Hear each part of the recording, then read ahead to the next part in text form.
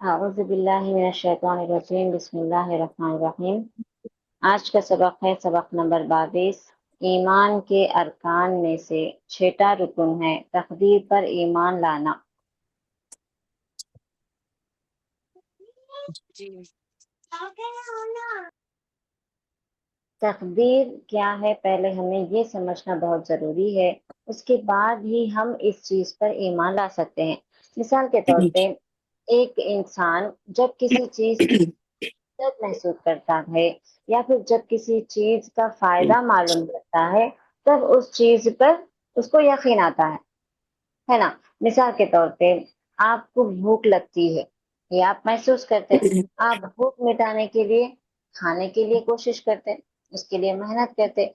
फिर आप जब खाना खा रहे हैं तो उसका फायदा आपको मालूम होता है कि इससे मुझे ये जो ग़िज़ा मेरी ग़िज़ा बन रही है इससे मुझे फायदा होगा, मेरी सेहत बनेगी। तो इसीलिए आप क्या करते हैं, मुतमईन है तो आप इंशाल्लाह ये आगे बढ़िए, देख लीजिए एक बार बात करके इस तरह से हम क्या करते हैं, कोई भी चीज जो हम करते हैं उसका पहले फायदा देखते, उसके माने समझने की कोशिश करते, तब जाके पूरे यकीन के साथ उस पर काम करते। तो इसीलिए ये जो ईमान के अरकान है इसे भी पहले आपको समझना है, उसका फायदा मालूम करना है, और उसके बाद ही आप अपनी अमली जिंदगियों में से ला सकते हैं। अब जितने भी मैंने आपको ईमान के अरकान बताए हैं, अल्लाह पर ईमान, ये भी, इसमें भी लोगों के अकीदे गलत हो जाते हैं, गुमराह अकीदे हो जाते हैं। तो इस पर सही अकीदा कैसा है वो आपने सीखा। उसके बाद रसूलों पर ईमान, रसूलों पर ईमान में आप हम ये हमेशा याद रखिए, अल्लाह ने कई सारे अंबिया भेजे, हमारा सब पे ईमान है फिर।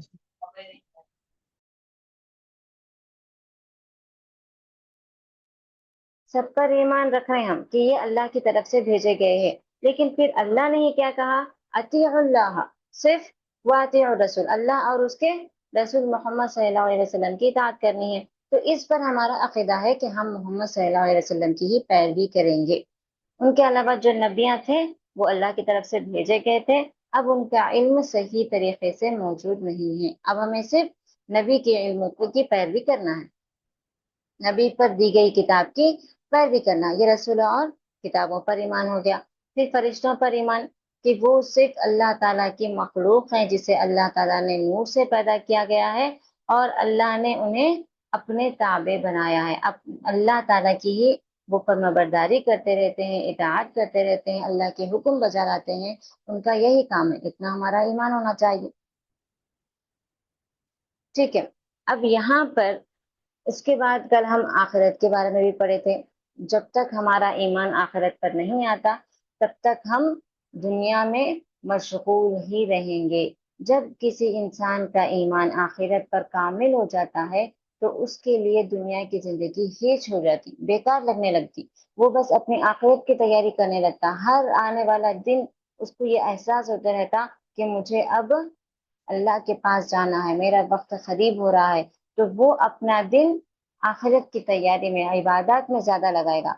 जिसको आखिरत के दिन पर ईमान नहीं है, आज जो होता वो देखा जाएगा, ऐसा सोच के वो दुनिया में गाफिल हो जाते, नमाजों की पाबंदी नहीं रहती, कोई नेक अमाल नहीं रहते। ये खसारा उठाने वालों में से हैं ऐसे लोग जो आखिरत पर ईमान नहीं रखते। तो ये 5 अरकान हम पढ़ चुके हैं। अब ईमान में से ये छठा रुकन है और सबसे इम्पोर्टेंट है, तकदीर पर ईमान लाना। देखिए सबक से पढ़ते हैं। दुनिया की कोई भी चीज अल्लाह ताला से पोशीदा नहीं है, वो हर चीज के बारे में जानता है और उसे एक किताब में लिख दिया है, उसे लौह महफूज कहते हैं। दुनिया में वही होता है जो अल्लाह चाहता है, और जो नहीं चाहता वो नहीं होता। हर चीज को पैदा करने वाला अल्लाह ही है। इंसान को जो भी खुशी और तकलीफ पहुंचती है वो सब तकदीर में लिखा हुआ है। लिहाजा खुशी के वक्त अल्लाह का शुक्र करना चाहिए और तकलीफ के वक्त सब्र करना चाहिए। इन सारी बातों को तकदीर कहते हैं। तकदीर पर राजी होना और उस पर ईमान लाना बहुत जरूरी है। जो शख्स तकदीर का इनकार करे वो मुसलमान नहीं है। तकदीर को किस्मत और नसीब भी कहते हैं। ये छोटा सा सबक साहिब किताब ने आपको यहाँ पर बता दिया है। لیکن اگر میں اس کے آپ کو تشریح بتاؤں تو اس میں بہت ساری چیزیں آ جاتی. مثال کے طور پہ سب سے پہلی چیز ہے تقدیر کو سمجھنا. تقدیر قدر یقدر کا لفظ ہے جس کا معنی ہوتا ہے فیصلہ کرنا، مقرر کر دینا. اللہ تعالیٰ نے ہمارے قسمتوں کے فیصلے کر دیے ہیں. قسمت، نصیب اردو الفاظ ہیں. تقدیر قدر یقدر سے ہے، یعنی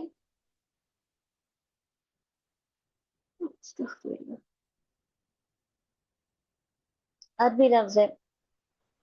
تو یہاں پر یہ جو تقدیر تھوڑا ہے آواز اللہ آپ کی تعالیٰ بریک نے. ہو رہی، تھوڑا آواز تھوڑا بڑھائیے نا. جی میرے پاس تو الحمدللہ سب ٹھیک ہے. کسی کو بھی نہیں آ رہی آواز؟ ایسے ہی آ رہی سب کو؟ آ رہی اچھی آ رہی میں ہے حساب سے آ رہی. جی. چلو ٹھیک ہے. ہاں تو تقدیر کے بارے میں سب سے پہلی چیز دیکھیے، اللہ تعالیٰ نے کائنات بنانے سے پہلے ہی ساری چیزوں کو مقرر کر دیا تھا. ساری چیزیں اللہ نے لوح محفوظ میں لکھ رکھی تھی. کون کب پیدا ہوگا، کیسے پیدا ہوگا، کہاں اس کی موت آئے گی، کتنا رزق ملے گا، کیسے اس کی زندگی گزرے گی، سب کچھ اللہ نے لوح محفوظ میں لکھ کے رکھ رکھا ہے. اور یہی چیز عالم ارواح میں بھی ملتا ہے. عالم ارواح کا جو واقعہ ہے کہ آدم علیہ السلام کی پشت سے اللہ نے سب کو نکالا، پوری کائنات کے لوگ جتنے بھی تھے ان تمام کو نکالا اور ان سے عہد لیا کہ تم صرف میری ہی عبادت کرو گے. تو اس واقعے سے کیا سمجھ میں آ رہا کہ اللہ تعالیٰ نے سارے لوگوں کو کون پیدا ہوں گے یہ تک طے کر رکھا تھا. یہ ایک چیز ہو گئی. دوسری چیز، کئی ساری احادیث میں نبی کریم صلی اللہ علیہ وسلم کے آپ کو ارشادات ملیں گے، جیسے کہ پیر اور جمعرات کے روزے کی فضیلت ہی لے لو. پوچھا گیا کہ آپ ان دنوں کے روزے کیوں رہتے ہیں؟ تو اللہ کے نبی نے کیا فرمایا کہ ان دنوں میں اللہ کے یہاں نام اعمال پیش کیے جاتے ہیں اور میں چاہتا ہوں کہ جب میرے نام اعمال پیش ہوں تو میں روزے کی حالت میں رہوں. ٹھیک ہے. اور پھر سال کو سال جو تقدیر کی بات آ رہی ہے، شب قدر کی رات آتی ہے، تو اس رات میں کے مطابق بھی اللہ کے رسول نے کیا فرمایا کہ یہ ایک ایسی رات ہے جس میں تقدیر کے فیصلے ہوتے ہیں. تو کیا مطلب ہوا؟ تقدیر بدلتی بھی ہے. کیسے بدلتی؟ دعاؤں سے بدلتی. دعاؤں سے بدلتی ہے. پہلی چیز ہمارا ایمان یہ ہونا چاہیے کہ اللہ نے سب کی تقدیریں لکھ رکھی ہے. جو بھی ملتا ہے وہ تقدیر کے حکم سے ہی ملتا ہے. یعنی اب ہم کبھی کبھار سوچتے کہ کاش ہم فلاں خاندان میں پیدا ہوتے تو ہمارے پاس یہ ہوتا، کاش ہم وہ ملک میں پیدا ہوتے تو ہم بھی ویسے ہوتے، کاش ہم یہ کرتے، کاش ہم وہ کرتے. کاش کا لفظ ہی نہ لانا، یہ شیطانی لفظ ہے. اس کا مطلب ہوا کہ آپ کو تقدیر پر ایمان نہیں ہے. کاش کا لفظ کب آتا؟ جب آپ کو تقدیر پر ایمان نہیں رہتا. تو لہٰذا کاش بولنا چھوڑ دیجئے. تقدیر پر ایمان کا مطلب ہے کہ اللہ نے آپ کے لیے یہ خاندان چن لیا، اللہ نے آپ کے لیے یہ ملک چن لیا، اللہ نے آپ کے لیے یہ شہر چن لیا، اللہ نے آپ کو جس گاؤں میں رکھا اللہ نے وہ گاؤں چن لیا، وہ محلہ چن لیا، وہ گھر چن لیا. سمجھ رہے ہیں؟ اس کے بعد ہی آپ کی اس گھر میں پیدائش ہوئی ہے. یہ ہمارا ایمان ہونا چاہیے. اب اس کے بعد جو جو آپ کرتے جاتے، جیسے جیسے آپ کی عمر بڑھتے جاتی، جو جو چیزیں آپ کو ملتی جاتی، جو جو اچھائیاں بھی ہو رہی، برائیاں بھی ہو رہی، وہ بھی کیا ہے؟ تقدیر کا لکھا ہے. کس کی کہاں پر شادی ہو رہی ہے وہ بھی تقدیر میں لکھا ہوا ہے. کون کس سے کب ملے گا، کب بچھڑے گا، کب اس کی موت ہوگی، یہ ساری چیزیں بھی تقدیر میں لکھی ہوئی ہے. سمجھ رہے ہیں؟ لیکن جب ایک صحابی نبی کریم صلی اللہ علیہ وسلم سے آ کے پوچھے کہ اے اللہ کے رسول، جب سب کچھ تقدیر میں ہی لکھ چکا ہے کہ کون برا، کون اچھا، کون پیدا ہوگا، کون مرے گا، تو ہمیں کچھ کرنے کی کیا ضرورت ہے؟ ہم وہی کر رہے ہیں جو تقدیر میں لکھا ہوا ہے. تو اللہ کے نبی کریم صلی اللہ علیہ وسلم نے فرمایا کہ اللہ نے تقدیر تو لکھ رکھا ہے لیکن کوشش تم پہ چھوڑ دیا ہے. مثال کے طور پہ ایک کلاس روم ہے، اس میں ایک 30 اسٹوڈینٹس ہے. وہ جو پورے 30 اسٹوڈینٹس ہے ان کو جو ٹیچر پڑھانے آتے، وہ ٹیچر کو ان کے بارے میں معلوم رہتا یا نہیں رہتا؟ کون کتنا پڑھ رہے ہیں، کون کیسا پڑھ رہے ہیں، کون کتنی ذہانت والے ہیں، کون کس طرح سے محنت کر رہے ہیں، یہ ساری چیزیں اس ٹیچر کو معلوم رہتی کہ نہیں رہتی؟ رہتی۔ تو وہ ٹیچر ان کی اس تمام چیزوں کو دیکھتے ہوئے پاس فیل کر سکتے ہیں؟ نہیں کر سکتے۔ وہ کیا کرتے ہیں؟ ایگزام لیتے ہیں، سمجھ رہے ہیں، امتحان رکھتے ہیں کہ تم میں سے جو پاس ہوگا وہ اگلی جماعت میں جائے گا۔ حالانکہ ٹیچر کو معلوم ہے کہ کون یہ پورا کوشچن پیپر کر سکتے ہیں، کون نہیں کر سکتے، لیکن پھر بھی ٹیچر ایک موقع دے رہے ہیں کہ جو پیچھے رہ جانے والے طالبات ہیں، جو بالکل کن ذہن ہے، وہ بھی اس موقع سے فائدہ اٹھائیں، وہ بھی امتحان کی تیاری کریں، اور ان کے لیے ریویژن بھی بنا کے دیتے، الگ سے ان کی تیاری بھی کراتے۔ اتنا سب کچھ ہونے کے بعد پھر بھی ٹیچر کو معلوم رہتا ہے کہ اس میں سے کون آگے بڑھیں گے اور کون پیچھے رہ جائیں گے، سمجھ رہے ہیں؟ تو یہی چیز، یہ ایک میں مثال کے طور پہ آپ کو سمجھا رہی ہوں، تو یہی چیز کیا ہے، اللہ تعالیٰ کو بھی معلوم ہے کہ کون سے انسان جنت والے ہوں گے اور کون سے جہنم والے ہوں گے۔ پھر بھی اللہ نے کیا کیا، سارا سلیبس بتا دیا، سارا ریویژن بتا دیا، اور سب کو کہا کہ تم اس کی محنت کرو۔ پھر محنت کرنے والوں کو بھی اللہ جانتا ہے کہ کون کس محنت میں کہاں تک پہنچیں گے، لیکن اللہ نے انسان پر چھوڑ دیا، یہاں تک کہ اللہ نے تقدیر جیسے بڑے فیصلے کے لیے دعا کا بھی موقع دیا، کہا کہ تم دعا کرو، دعا سے تقدیر بدلے گی۔ سبحان اللہ۔ یعنی مثال کے طور پہ، مثال میں دے رہی ہوں، اللہ نہ کرے کبھی کسی کے ساتھ ایسا ہو، آپ گھر سے باہر کام کے لیے جا رہے ہیں، ڈیلی جاتے آپ، لیکن ایک دن ایسا ہوتا کہ آپ کا حادثہ آپ کے تقدیر میں لکھا ہوا ہے، گھر سے باہر جیسے ہی آپ نکلے، اللہ نے آپ کے لیے تقدیر میں، نعوذ باللہ، اللہ نہ کرے، میں بس ایک مثال کے طور پہ سمجھا رہی ہوں، کیونکہ ایسے بہت سارے کیسز ہم سنتے بھی ہیں اور دیکھتے بھی ہیں، تو اللہ آپ کے قسمت میں لکھے آپ ایسا باہر نکلنے والے ہوتے ہیں، لیکن فوری آپ دعا کر لیتے کہ اللہ آج کا دن میرے لیے بہتر بنا دے، انشاءاللہ آج میں صدقہ کروں گا، یہ آپ کی دعا ہے، یا آپ کے گھر والے، آپ کے والدین آپ کے لیے دعا کر رہے ہیں کہ میرے بچے کو صحیح سلامت گھر بھیج دے، تو اس طرح سے آپ کی یہ جو دعا ہے، اس حادثہ جو آپ کے لیے باہر منتظر ہے، اس حادثے کو ٹال دیتا ہے۔ سبحان اللہ۔ یعنی اللہ نے آپ کی دعا قبول کر لی اور اس حادثے کو ٹال دیا جو تقدیر میں لکھا ہوا تھا۔ تو اس طرح سے تقدیر دعا سے بدلی کہ نہیں بدلی؟ بدلی۔ سمجھ رہے ہیں؟ تو لہٰذا ہر وہ چیز جو دنیا میں ہونے والی ہے، جو ہمارے ساتھ ہونے والی ہے، اللہ نے پہلے ہی تقدیر میں لکھ چکی ہے، کوئی چیز اللہ سے چھپی ہوئی نہیں ہے، جو بھی ہوتا ہے وہ اللہ کے حکم سے ہوتا ہے، یہاں تک کہ انسان کو جو خوشی ہوتی، جو تکلیف پہنچتی، وہ بھی کس کے حکم سے ہوتا؟ اللہ کے حکم۔ اللہ کے حکم سے ہوتا، اور وہ اس کی تقدیر میں لکھا جا چکا ہے۔ اب بہتر ہے۔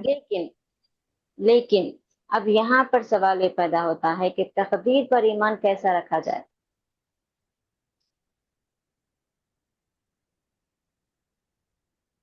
ان تقدیر ساری پر، باتوں اللہ پہ ایمان رکھنے والے تقدیر پر بھی ایمان رکھتے۔ کیسا رکھنا ہے، وہی تو میں پوچھ رہی ہوں، کیا کریں گے آپ؟ ہمارے پاس، ہم سب جانتے ہیں تقدیر کا علم کیا ہے، تقدیر کیا ہے، لیکن اس پر ایمان آپ کیسا رکھیں گے؟ کیسے ثابت کریں گے کہ مجھے تقدیر پر ایمان ہے؟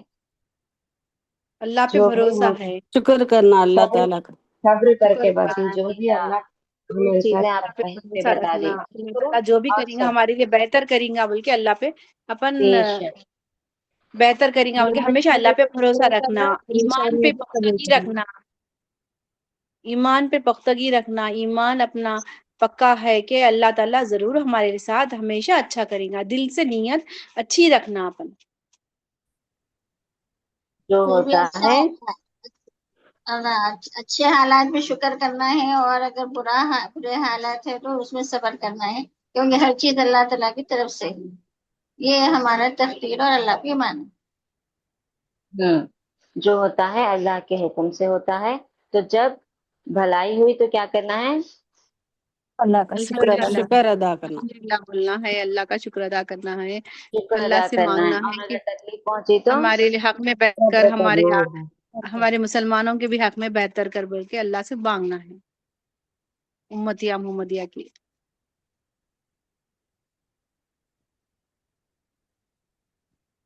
جی تقدیر پر ایمان 3 چیزوں سے کر سکتے ہیں ہم. پہلی چیز، جو بھی آپ کو مل رہی ہے چاہے وہ چھوٹی چیز ہو اس پر شکر ادا کریں. چھوٹی چھوٹی چیزوں پر، صبح اٹھے آنکھ کھلی اللہ کا شکر ہے ایک اور دن مل گیا. کام کر رہی شکر کریے اللہ کا شکر ہے صحت عافیت کے ساتھ میں آج کام کر لے رہی. کھانا مل گیا اللہ کا شکر ہے آج 3 وقت سکون سے کھانا مل گیا. بھوک کی بالکل بھی اس طرح سے آپ کو صبر کرنا نہیں پڑا. ٹھیک ہے، اس طرح سے آپ چھوٹی چھوٹی چیزیں جو ہمارے ساتھ دن بھر ہو رہی ہیں اس چیزوں پہ اکثر لوگ بیزار ہو جاتے، کیا ہے یہ، بس یہی کام کاج رہ گیا، بیزارگی ہے، بوریت ہے، بس یہی ہے کیا، یہ وہ ایسا ویسا شکوہ شکایت کرنے لگتے. تو یہ چیز آپ کو اللہ سے دور کر دیتی. آپ کو کیا کرنا ہے، ہر اس چیز پر جو آپ کے ساتھ گزر رہا ہے، جو آپ کے ساتھ ہو رہا ہے، اس میں شکر کرتے رہیں، الحمدللہ کہتے رہیں. کیونکہ آپ جس حالت میں ہیں اس حالت کو کئی سارے لوگ ترس رہے، سکون کو ترس رہے، چھت کو ترس رہے، کھانے کو ترس رہے، صحت کو ترس رہے. تو لہٰذا شکر ہم پر لازم ہے کہ اللہ نے جو ہماری تقدیر لکھی ہے اللہ کا شکر ہے. اور دوسری چیز، آپ کو کوئی بھی تکلیف پہنچ رہی، کسی کی شادی نہیں ہو رہی، کسی کو بچے نہیں ہو رہے، کسی کے بچے بیمار ہیں یا وہ خود بیماری میں ہے، تو صبر کیجئے. مومن کا حال بھی بڑا پیارا ہوتا ہے، جب اسے خوشی ملتی تھی اور وہ شکر کرتا ہے اس پہ بھی اس کو اجر ملتا ہے، جب تکلیف پہنچتی ہے اور وہ صبر کرتا ہے تو اس پہ بھی اس کو اجر ملتا ہے. اللہم اجرنی فی مصیبتی واخلف لی خیرا منی، یہ بہت پیاری دعا ہے، اسے یاد کیجئے. آپ کو اگر کانٹا بھی چبھ جائے، آپ کو اگر ٹھوکر بھی لگ جائے، کتنے تکلیف ہوتی، بس 1 منٹ کی، 1 سیکنڈ کی، اس تکلیف میں بھی اللہ نے آپ کے لیے اجر رکھا ہے. آپ کے گناہ معاف ہوتے ہیں، آپ کو ثواب ملتا ہے، نیکیاں لکھ دی جاتی ہیں. اتنا پیارا اسلامی دین ہے ہمارا. تو آپ کو کیا کرنا ہے، ایسی صبر. چیزوں پر صبر کرنا ہے. اور تیسری چیز، ہمیشہ یہ گمان رکھنا کہ جو بھی ہوتا ہے اللہ کی بہتر طرف. ہوتا ہے، بہتر ہوتا ہے. جی کاش کبھی نہیں کرنا، کاش میں ایسا کہتی تو ایسا ہوتا، کاش میں یہاں جاتی تو اچھا ہوتا، کاش میں وہاں نہیں جاتی تو اچھا ہوتا. اپن ایسا بول سکتے ہیں نا، انشاءاللہ اللہ تعالیٰ بہتر کریں گا بول کے ایسا بول سکتے ہیں نا اپن. بالکل بول سکتے. صحیح مسلم کی روایت ہے، ابو ہریرہ رضی اللہ عنہ روایت کرتے ہیں کہ رسول اللہ صلی اللہ علیہ وسلم نے فرمایا، طاقتور مومن اللہ کے نزدیک کمزور مومن کی نسبت بہتر اور زیادہ محبوب ہے، جبکہ خیر دونوں میں موجود ہے. جس چیز سے تمہیں نفع پہنچے اس میں حرص کرو اور اللہ سے مدد مانگو. اور سے سنیے، اور کمزور نہ جی پڑو، مایوس ہو کر نہ بیٹھ جاؤ. اگر تمہیں کوئی نقصان پہنچے تو یہ نہ کہو کاش میں اس طرح کرتا تو ایسا ایسا ہوتا، بلکہ یہ کہو یہ اللہ کی تقدیر ہے، وہ جو چاہتا ہے کرتا ہے. اس لیے کہ کاش کہنا شیطان کے عمل کے دروازے کو کھول دیتا ہے. اللہم احفظنا من ذالک. یہ حدیث کے الفاظ میں آپ کو بتا رہی ہوں، نبی کریم صلی اللہ علیہ وسلم نے فرمایا ہے. ٹھیک ہے، پہلی چیز کیا ہے، کوشش کرنا نفع کی چیزوں میں، جو چیز آپ کو بھلائی پہنچا رہی اس میں. یعنی مثال کے طور پہ آپ تجارت کر رہے ہیں، کوئی بزنس لگا رہے ہیں، آپ حلال کمائی سے اس چیز کو لگا رہے ہیں، حلال طریقے سے اس کو کر رہے ہیں اور حلال چیز میں کر رہے ہیں، تو یہ آپ کے لیے نفع ہے. اب آپ اس کو لگانے کے بعد 2 دن نہیں ہوا، 1 مہینہ نہیں ہوا، آپ کو نقصان اٹھانا پڑا، آپ کا لاس ہو گیا، جتنا بھی آپ نے خرچ لگایا تھا وہ سب کچھ ڈوب گیا. تو یہ بڑی صبر کی چیز ہوتی ہے، اس وقت میں صبر کا امتحان ہو جاتا ہے. تو اس وقت اکثر لوگ کیا کرتے، کاش میں یہ نہیں کر کے وہ کر لیتا، کاش میں یہاں پیسے نہیں لگاتے وہاں خرچ کرتا، کاش میں ایسا کرتا ویسا کرتا. تو اس وقت اللہ کے رسول صلی اللہ علیہ وسلم فرما رہے ہیں کہ کاش کا لفظ استعمال مت کرو. یہ جو کاش ہے وہ شیطان کے لیے دروازے کھول دیتا ہے، یعنی شیطان تم پر حاوی ہو جاتا ہے، تمہیں اللہ سے دور کر دیتا ہے، تمہیں مایوس کر دیتا ہے، اور تم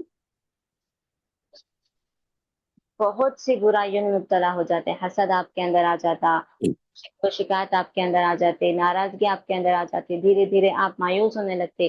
مایوس ہو گئے تو اللہ کی عبادت چھوڑ دیتے، اللہ کی عبادت چھوڑ دیے تو آپ کی دنیا تباہ ہو جاتی اور آخرت بھی برباد ہو جاتی. صرف ایک کاش کہنے سے، بڑا آسان سا لفظ ہے یہ، لیکن اس کے بڑے خطرناک نتائج ہے. تو لہٰذا اس لفظ سے بچنا چاہیے. جو بھی آپ کے ساتھ ہو رہا ہے، آپ کی کوشش کرنے پر آپ کو برائی ہو رہی ہے یا آپ کی کوشش کرنے پر آپ کو فائدہ نہیں پہنچا ہے، تو آپ کہیں گے قدر اللہ وما شاء فعل. کیا کہیں گے؟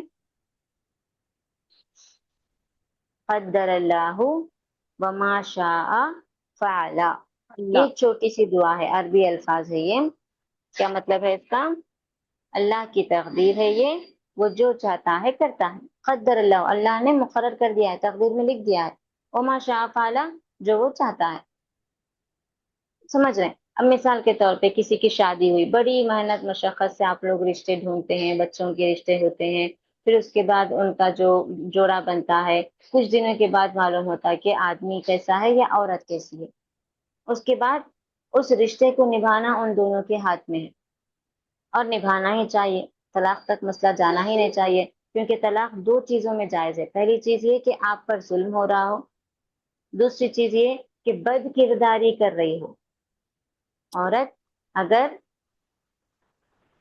ظلم کر رہی ہے یا بد کرداری کر رہی ہے تو ایسے حق میں ہی شوہر عورت کو طلاق دے گا. دوسری چیز، بیوی پر اگر شوہر ظلم کر رہا ہے اور شوہر بد کردار ہے، دیندار نہیں ہے، تو بیوی بھی اس سے خلا لے سکتی. دو ہی چیزوں میں رشتہ توڑنا جائز ہے. باقی جو بھی چیزیں زندگی میں آتی ہیں، اونچ نیچ ہوتی رہتی ہے، اس چیز کو دونوں مل کے سنبھال کے لے کے چلنا ہے.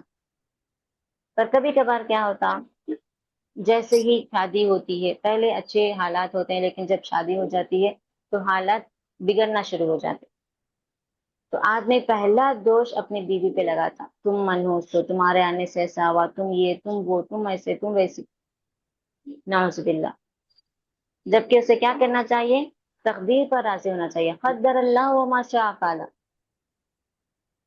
سمجھ رہے ہیں؟ اس کے بعد 2 سال ہو گئے، 3 سال ہو گئے، بچوں کے لیے کوشش کرتے رہتے ہیں لیکن بچے نہیں ہوتے. پھر 5 سال کے بعد بچہ بھی ہوتا ہے، لیکن 1-2 مہینے میں، اللہ نہ کرے کبھی کسی پر یہ مصیبت ٹوٹ پڑے، لیکن 1-2 مہینوں میں بچہ بھی اللہ کے پاس چلے جاتا ہے. تو اس وقت میں بھی عورت صبر سے کام لے، آدمی صبر سے کام لے. وہ کہے قدر اللہ وما شاء فعل. جیسے نبی نے اپنے بچے کے وفات کے وقت کہا تھا، دل میں غم ہے، آنکھوں میں آنسو ہیں، لیکن میں وہی کہوں گا جو میرے رب کو پسند ہے. یہ اللہ کے نبی کے الفاظ تھے. سمجھ رہے ہیں؟ تو لہٰذا یہ بڑی بڑی تکلیفوں کے بارے میں نے آپ کو بتایا مثال دے کے. چھوٹی چھوٹی چیزیں بھی جو آپ کے ساتھ ہوتی ہیں اس پہ بھی آپ کو راضی ہو جانا چاہیے. چھوٹی چیز مثال کے طور پہ آپ کو کہیں وقت پہ پہنچنا ہے، کالج وقت پہ پہنچنا ہے، آپ کی بس کی جو ٹائمنگ ہوتی ہے اس سے پہلے ہی آپ آ گئے، لیکن آپ سے پہلے وہ بس چلے. آپ کا نقصان ہو گیا، چھوٹا سا نقصان ہے، لیکن آپ کیا کرنا ہے؟ صبر. کاش 5 منٹ پہلے میں آ گئی تو اچھا تھا. بول سکتے ایسا؟ نہیں بولنا. قدر اللہ وما شاء فعل. ہمیشہ جو بھی چیز آپ کے ساتھ ہو رہی ہے یہ کلمہ یاد رکھیں، اللہ تعالیٰ اس سے راضی ہو جاتے ہیں، اس کلمے سے خوش ہو جاتے ہیں.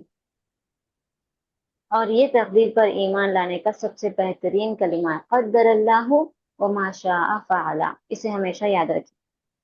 ٹھیک ہے؟ اب تیسری چیز ہے، ہر وہ چیز جو آپ کے ساتھ ہو رہی ہے اس میں بہتری تلاش کرنا.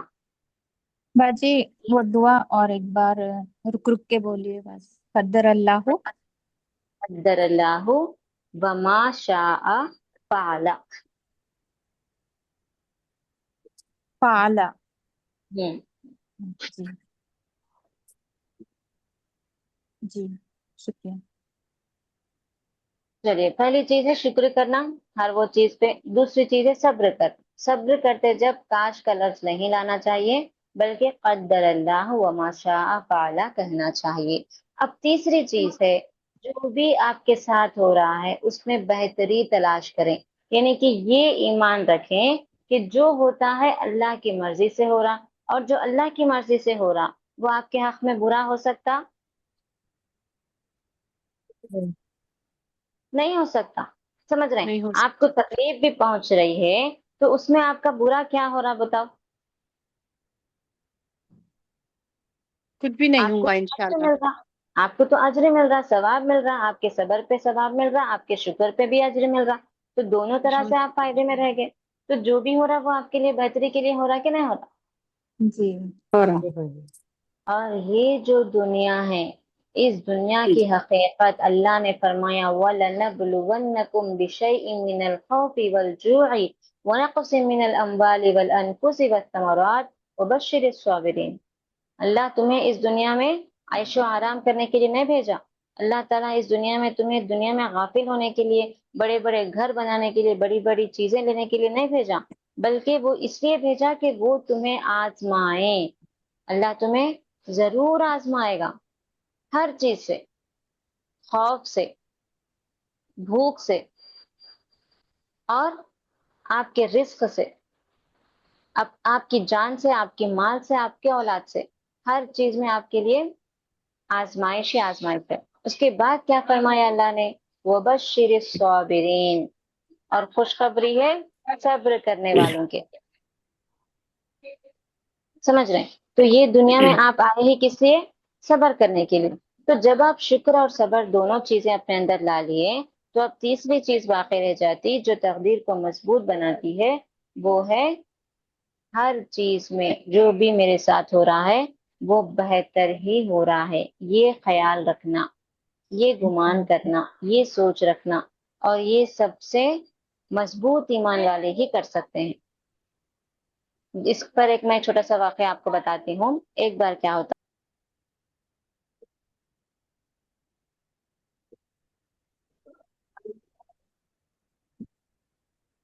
آواز نہیں آ رہی باجی.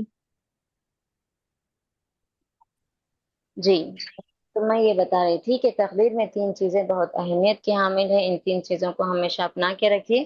پہلی چیز، ہر چھوٹی چھوٹی چیز میں الحمدللہ کہیے، شکر بجا لائیے.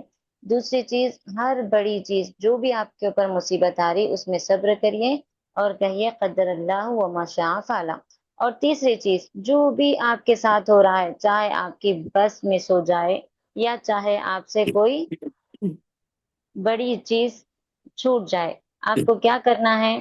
یہ خیال کرنا کہ جو بھی ہوتا ہے بہتری کے لیے ہوتا ہے، اچھے کے لیے ہوتا ہے.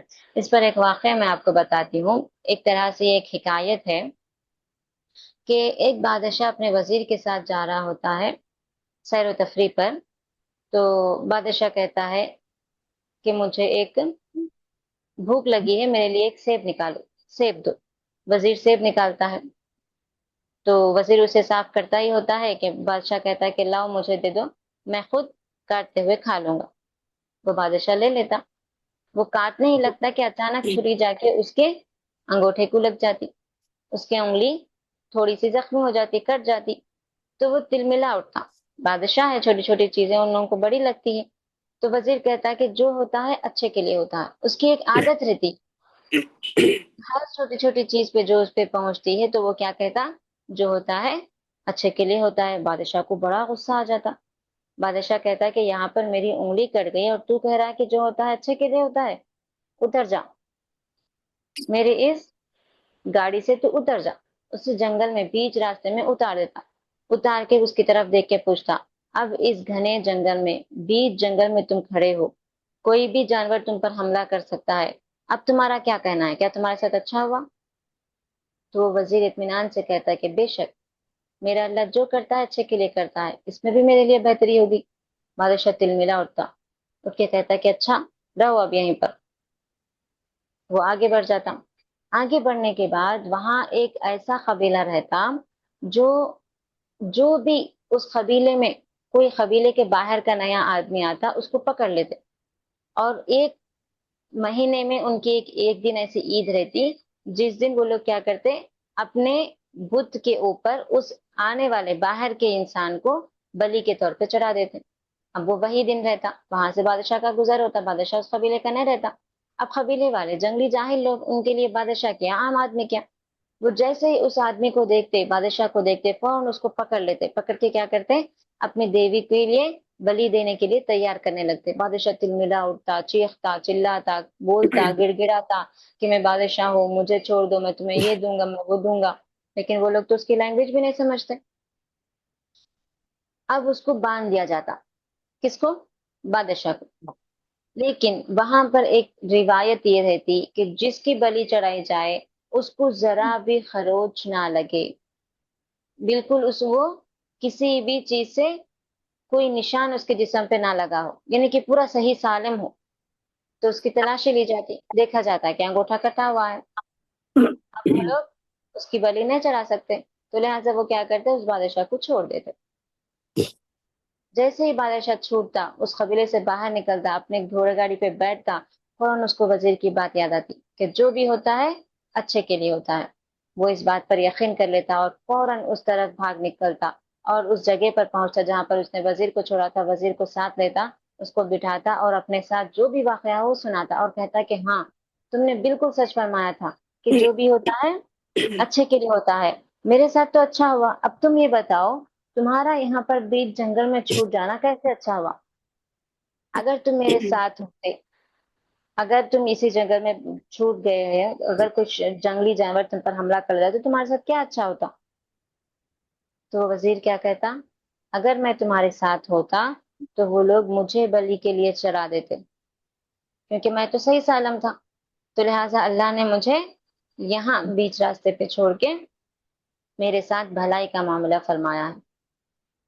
تو یہ ایک چھوٹا سا واقعہ ہے یہ بتانے کے لیے کہ جو بھی ہوتا ہے اچھے کے لیے ہوتا ہے. اس طرح ہمارا ایمان ہونا چاہیے. سمجھے سب؟ جی باجی. جی بات. تقدیر پر ایمان لانے میں کتنی باتیں ضروری ہیں؟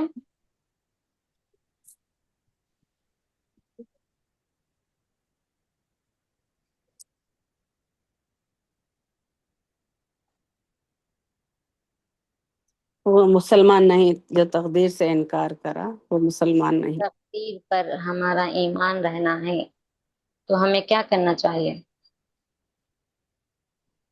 اللہ پہ بھروسہ کیسے رکھنا. کیسے ہمیں تقدیر پر ایمان لانا چاہیے؟ عملی طریقہ کیا ہے تقدیر پر ایمان رکھنے کا؟ اللہ پر توکل رکھنا، جو بھی ہوتا ہمارے بھلے کے لیے ہوتا. بھلے کے لیے ہوتا. بارک اللہ. یہ پہلی چیز ہے، یہ عقیدہ رکھنا کہ جو ہوتا ہے وہ بھلے کے لیے ہوتا ہے. دوسرا،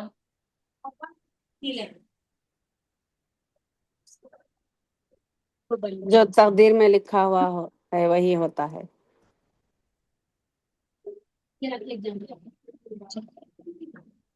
اللہ کی بندیوں آپ لوگ کیا سن رہے ہیں جب سے؟ کوئی غور سے سن رہے ہیں بھی نہیں سن رہے ہیں؟ تقدیر کیا ہے وہ اس سبق میں آپ کو بتایا گیا.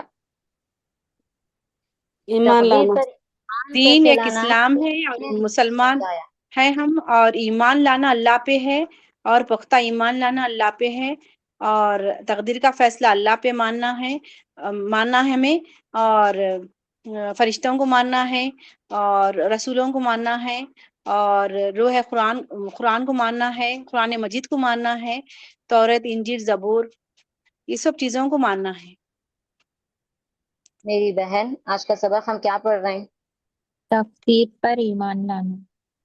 تو میرا سوال کیا ہے؟ انسان کو جو بھی خوشی اور تکلیف پہنچی ہے وہ سب تقدیر میں لکھا ہوا ہے. تو اب ہمیں تقدیر پر ایمان لانے پر کس طرح سے عمل کر کے دکھانا ہے؟ عملی طریقہ کیا ہے تقدیر پر ایمان کا؟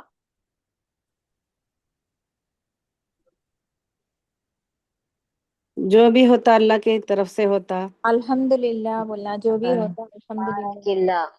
خوشی پہنچی، جو بھی خوشی ہو رہی، جو بھی چیزیں آپ کے ساتھ ہو رہی اس میں شکر اللہ گزاری کی کرنا، مرضی سے الحمدللہ ہو رہی کہنا.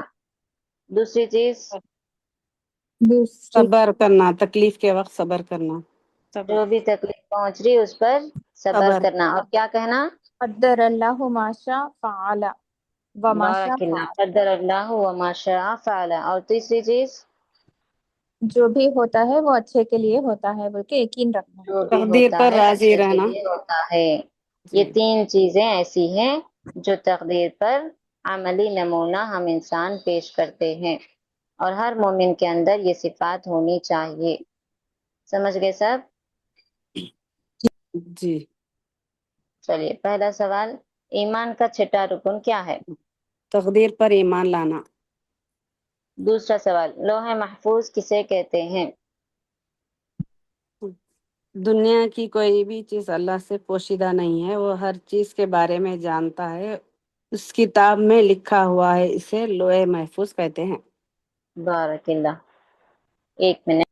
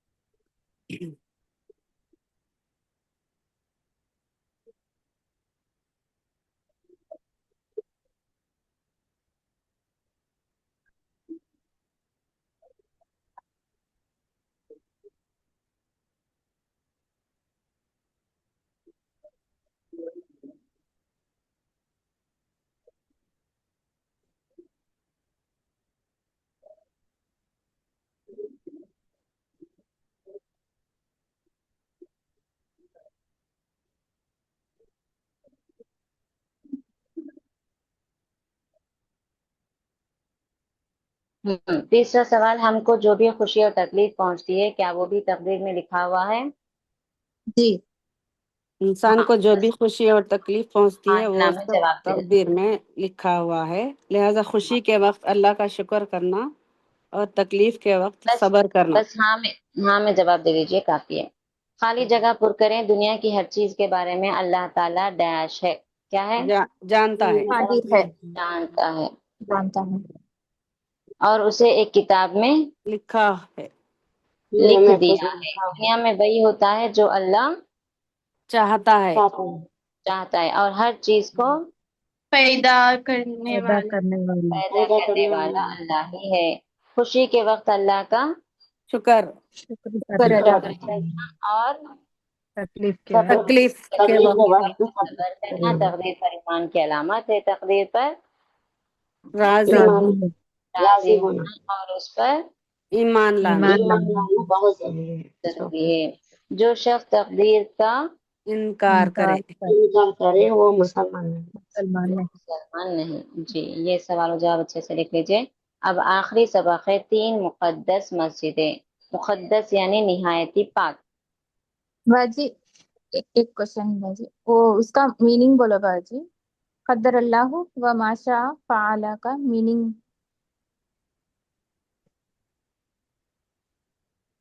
قدر اللہ کے معنی ہوتے ہیں یہ اللہ نے تقدیر میں لکھ چکا ہے، وما شاء فعل، اور جو وہ چاہتا ہے۔ جی جی شکریہ۔ مقدس مسجدیں، مکہ مکرمہ عرب کا ایک مشہور شہر ہے۔ مکے میں کعبۃ اللہ ہے، یہ دنیا کی سب سے پہلی مسجد ہے۔ اس کو مسجد حرام بھی کہتے ہیں۔ اس میں ایک نماز پڑھنے کا ثواب 1,00,000 نماز پڑھنے کے برابر ہے۔ کعبۃ اللہ کا طواف کرنا عبادت ہے، اس کے علاوہ کسی بھی مسجد یا قبر وغیرہ کا طواف کرنا شرک ہے۔ دنیا کے تمام مسلمان اسی کی طرف رخ کر کے نماز پڑھتے ہیں، اس کو قبلہ کہتے ہیں۔ مسلمان حج اور عمرہ کرنے کے لیے مکہ جاتے ہیں۔ پیارے نبی صلی اللہ علیہ وسلم نبی بنائے جانے کے بعد مکہ میں 13 سال رہے۔ مکے کے لوگ جب آپ کو ستانے لگے تو آپ مدینہ چلے گئے۔ ٹھیک ہے، 3 مقدس مسجدیں۔ اسلام میں اللہ تعالیٰ نے ہم مسلمانوں کو جن 3 مسجدوں کی طرف، جن 3 چیزوں کی طرف زیارت کرنے کا حکم دیا ہے، ثواب کی نیت سے۔ زیارت کا مطلب ہے اس کی طرف جانا، اسے دیکھنا، اس میں عبادت کرنا۔ تو وہ صرف 3 جگہ ہیں۔ پہلی چیز مکہ مکرمہ۔ مکہ مکرمہ میں کیا ہے؟ کعبۃ اللہ۔ کعبۃ اللہ، حرم، مسجد حرام بھی اسے کہتے ہیں۔ تو اس میں ایک نماز اگر آپ پڑھ رہے ہیں، یعنی کہ فجر کی نماز، ظہر کی نماز، اس میں سے کوئی ایک نماز آپ پڑھ رہے ہیں، تو اس میں کتنا پڑھنے کا ثواب ملے گا؟ 1 1,00,000 1,00,000 नमाज पढ़ने के बराबर है ये। काबतुल्लाह, अल्लाह ताला ने इसे इस दुनिया की सबसे पहली मस्जिद का लक़ब दिया है। बाज़ उलमाए किराम कहते हैं कि इसे सबसे पहले आदम अलैहिस्सलाम ने तामीर करवाया था, उसके बाद फिर इब्राहिम अलैहिस्सलाम के जरिए से अल्लाह ताला ने इब्राहिम और इस्माइल को हुक्म दिया। तो इस तरह सबसे पहली मस्जिद ये मस्जिद हराम काबतुल्लाह तामीर हुई। ठीक है, तो इस मस्जिद में अल्लाह ताला ने हमेशा से कोई एक दिन कोई ऐसा वक्त खाली नहीं होता है जब वहां पर इबादत ना की जाती है। ये अल्लाह ताला का सबसे बड़ा मौजूदा है कि उस घर में हमेशा कोई ना कोई अल्लाह की इबादत करते ही रहते हैं और तवाफ भी होते रहता है। समझ रहे हैं? तो उस घर की आप जियारत कर सकते हैं, उस घर का सफर आप कर सकते हैं, उस घर पर इबादत की गर्ज से आप जा सकते हैं। और उस अमल को क्या कहते हैं? उम्रा है। हज हज और बोलते उम्रा। हैं। हज और उम्रा उम्रा। ठीक है। नबी करीम सल्लल्लाहु अलैहि वसल्लम मक्के में कितने साल रहे? 13 साल 13 साल रहे। 13 साल जब तक आप रहे वहां पर आप नमाज पढ़ते रहे। फिर जब आपको तकलीफें आजमाइशें ज्यादा होने लगी तो आप मदीना चले गए। मदीना मुनव्वरा भी अरब का एक मशहूर शहर है। प्यारे नबी ने मदीना में एक मस्जिद बनाई जिसे मस्जिद नबवी कहा जाता है। इस मस्जिद में एक नमाज पढ़ने का सवाब 1000 नमाज के बराबर है। मदीना ही से पूरी दुनिया में इस्लाम फैला। हमारे नबी मदीना में 10 साल रहे। मदीने में ही आपका इंतकाल हुआ और आपकी खबर भी यहीं पर है। तो ये जो मस्जिद नबवी है इसी में आप सल्लल्लाहु अलैहि वसल्लम का हुजरा था और इसी में आप सल्लल्लाहु अलैहि वसल्लम का दफीन है। तो इसीलिए इस मस्जिद की तरफ भी जियारत के गर्ज से सवाब की नीयत से हम जा सकते हैं, सफर कर सकते हैं और वहां पर नमाज भी पढ़ सकते हैं सवाब की नीयत से। और जब हम नमाज पढ़ रहे हैं तो वहां पर कितना पढ़ने का सवाब मिलेगा? 1,000 1000 नमाज पढ़ने का सवाब मिलेगा। उसके बाद है बैतुल मुक़द्दस, भी एक मस्जिद का नाम है जो मुल्क फ़लस्तीन में है। उसे इब्राहिम अलैहिस्सलाम ने बनाया। इसमें एक नमाज का सवाब 250 नमाजों के बराबर है, यानी मस्जिद अक़सा। रसूलुल्लाह सल्लल्लाहु अलैहि वसल्लम जब मेराज तशरीफ ले गए थे तो मक्के से निकलकर पहले बैतुल मुक़द्दस ही पहुंचे थे। काबा से पहले बैतुल मुक़द्दस ही नमाजों का क़िबला था। इसको मस्जिद अक़सा भी कहते हैं। इन 3 मसाजिद की तरफ सवाब की नीयत से सफर करना इबादत है। इनके अलावा किसी भी मस्जिद वगैरह की तरफ सवाब की नीयत से सफर करना हराम है। सवाब की नीयत यानी अल्लाह की रजा की खातिर, नेकियों की खातिर आप इन 3 ही मस्जिदों की तरफ सफर कर सकते हैं। बाकी कोई भी मस्जिद की तरफ इस तरह सवाब की नीयत से आप अगर करेंगे तो ये हराम है। कौन कौन सी मस्जिदों की तरफ जायज है, हलाल है सफर करना? मस्जिद काबतुल्लाह, मस्जिद नबवी, मस्जिद अक्सा। मस्जिद हराम, मस्जिद नबी, मस्जिद अक्सा। मस्जिद हराम में नमाज पढ़ने का कितना सवाब है? 1,00,000 1,00,000 1,00,000। मस्जिद नबी में नमाज पढ़ने का कितना सवाब है? 1,000 1000। मस्जिद अक्सा में 250 250। बस ये कुछ अहम बातें आपको याद रखनी चाहिए। चलिए अब सवाल देखिए, मक्का और मदीना कहाँ है? अरब शहर में। अरब शहर में। काबतुल्लाह कहाँ है? मक्के में। मस्जिद नबी कहाँ है? मदीना। प्यारे नबी की खबर कहाँ है? मदीना नबवी मस्जिद मस्जिद नबी। प्यारे नबी मक्के में कितने साल रहे? 13 13 साल। उन 3 मसाजिद का नाम बताएं जिनमें नमाज पढ़ने के लिए सफर कर सकते हैं। काबतुल्लाह, मस्जिद नबवी, बैतुल मस्जिद अक्सा। मसाजिद का लफ्ज लेना तो मस्जिद से ही आप नाम लिखिए। मस्जिद हराम, मस्जिद नबी, मस्जिद अक्सा।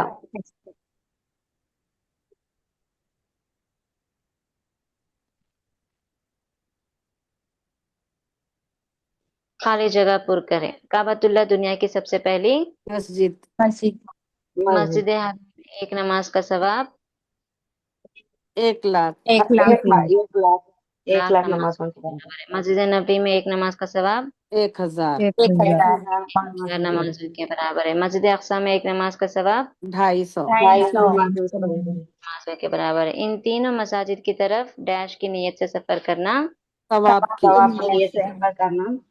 डैश है। इबादत है, इबादत है, उनके अलावा किसी भी मस्जिद वगैरह की तरफ सवाब की नीयत से सफर करना हराम है। हराम है। हराम है। चलो अल्हम्दुलिल्लाह, बारकुमुल्लाह फीकुम, अल्लाह ताला आप तमाम को इल्म में मजीद इजाफा अता फरमाए। एक सब्जेक्ट हमने मुकम्मल कर लिया है, आज हमारा ये आखिरी सबक था। अब वेडनेसडे और थर्सडे इंशाल्लाह 2 दिन आपके रिवीजन क्लासेस होंगे। कल मैं पूरा फिर से आपको रिवाइज करूंगी। जो न्यू एडमिशन्स हैं वो लोग सब गौर से सुने और रोज 2 दिन कंपलसरी हाजिर होने की कोशिश करें। और इसके साथ साथ रिकॉर्डिंग्स भी मैं आपको सेंड कर रही हूँ, आप लोग ग्रुप में देखें, उसको सुने।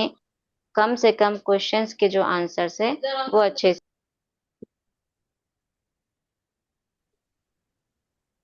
ठीक है, ये एक चीज आप लोग अच्छे से गौर से सुन लीजिए।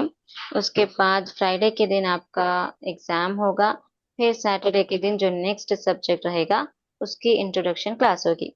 तो लिहाजा ये हफ्ता आप लोग एक भी क्लास मिस ना करें। इसी के साथ आज की क्लास खत्म करते हैं। सुब्हानकल्लाहुम्मा बिहम्दिका व नशहदु अल्ला इलाहा इल्ला अंत व नस्तगफिरुका व नतूबु इलैक। वस्सलामु अलैकुम व रहमतुल्लाहि व बरकातुहू।